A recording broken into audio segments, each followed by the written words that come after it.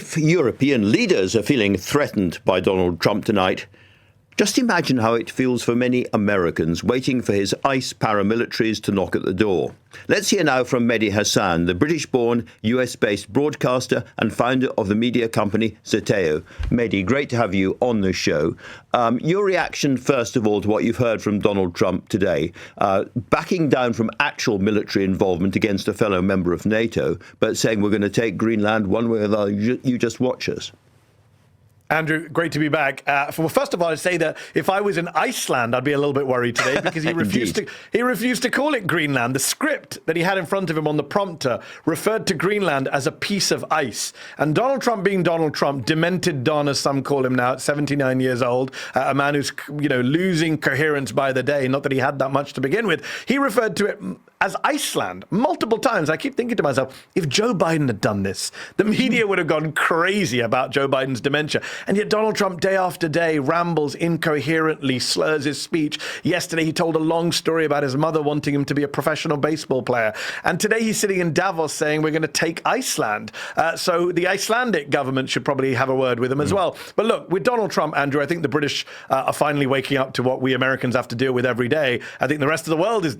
Nothing he says is consistent. The fact that he says he doesn't want to militarily do it today doesn't mean he won't say the exact opposite tomorrow. With Trump, it's what side of bed has he gotten out of? Who's the last person to have spoken to him? What's annoyed him? Today in his speech, Andrew, he talked about how the Swiss prime minister, whose name he couldn't remember, apparently called him up and she rubbed me up the wrong way. So this is who Trump is. He's a man driven by petty grievances, impulses. There really is no ideology. Next week, he might stop talking about Greenland or he might send troops.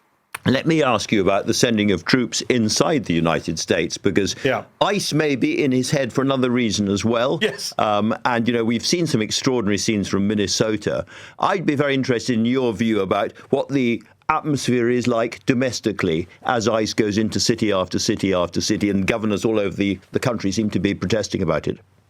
What's so interesting, Andrew, is that one of the issues that Donald Trump consistently led on, even when he was in the wilderness during the Biden years, was on immigration, on the border. You look at the polling, Republicans always led Democrats on immigration issues. Now it's changed. He's underwater on immigration in the polls. The vast majority of the American public are not happy with how he's handling it. They're not happy with what ICE is doing. Americans can see on their phones, on their TV screens, what is happening in major cities. They are seeing a white woman, not a black or brown woman, a white Christian American citizen shot dead in cold blood on the streets of a major American city.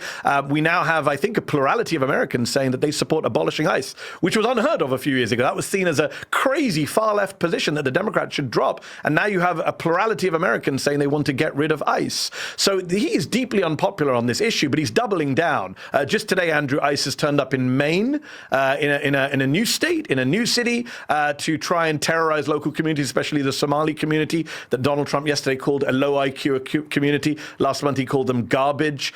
So they're really terrorizing some of these black and brown communities and American citizens, Andrew. Yesterday, one of the police chiefs in Minneapolis said that his own off-duty police officers, who are Latino or African American, were being stopped by ICE agents with guns drawn. They're drawing guns on fellow law enforcement who they think are illegal immigrants. So this is where we've got to now with ICE. As you say, it's his paramilitary force. It's loyal to Trump. They've dropped all the training standards, Andrew. You can join ICE very easily with no training, with no substantive drills or health tests or background checks. And you could put on a mask and go out onto American streets and harass American citizens. And that's unheard of in this country in modern times. Even so, Mehdi, I will pass on that opportunity. But in the end, again, I'm sorry to put this so crudely, but it's about the colour of skin a lot of the time. And I'd just be very interested in your own feeling. You were mentioning the Somali community, who have been absolutely lambasted again and again by President Trump. But it does seem anybody who is not the right colour has to think a little 2 or 3 times. Your surname is Hassan. How do you feel? Do you feel completely safe wandering around the States at the moment? No, nobody who is a non-white person feels completely safe, and no one who's a naturalized citizen, as I am. They're talking about denaturalizing citizens. There's a bill in Congress, Andrew, to denaturalize anyone who's been a citizen for 10 years or less if they support terrorism. And the Trump definition of supporting terrorism means speaking out in a way they don't like on a domestic issue or on a Middle East-related issue. So we are living in very worrying times for minority communities. But as I said, with Trump, it's now gone beyond minority communities. Like people like me were saying, look what they're doing to Somalis, or look what they're doing to Muslims for years.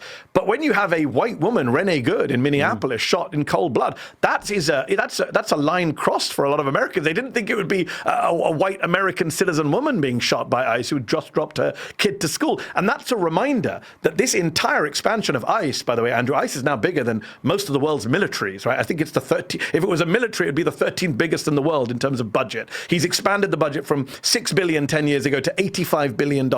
And this is his personal paramilitary force. And this will be used, for example, during the midterms, Andrew. I have no doubt that when people go to vote, especially in black and brown areas, there will be ICE agents out at the polling stations to intimidate them. That is the goal here. This has gone way beyond illegal immigration or even race relations. It's now just his militia force. Mehdi, speaking of white women speaking out against Donald Trump, we had Mary Trump on the show yesterday, and she thought that it was perfectly possible that Trump would actually pull some of those midterm elections if he thought he was going to lose them, never mind intimidating voters. What's your view?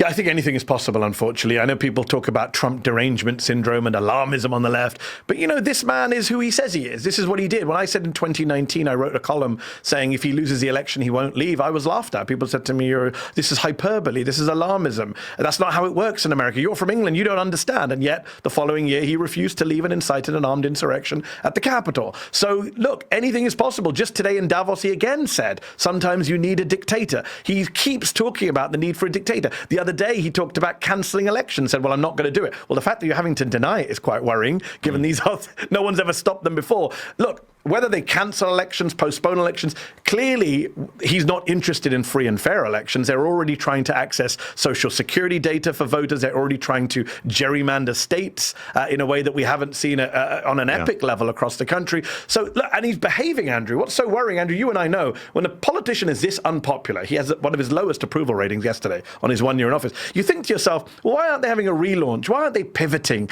to get back public opinion? The fact that they don't care at all about how unpopular they are really does worry me, because it makes me think, well, maybe they don't care about elections going forward.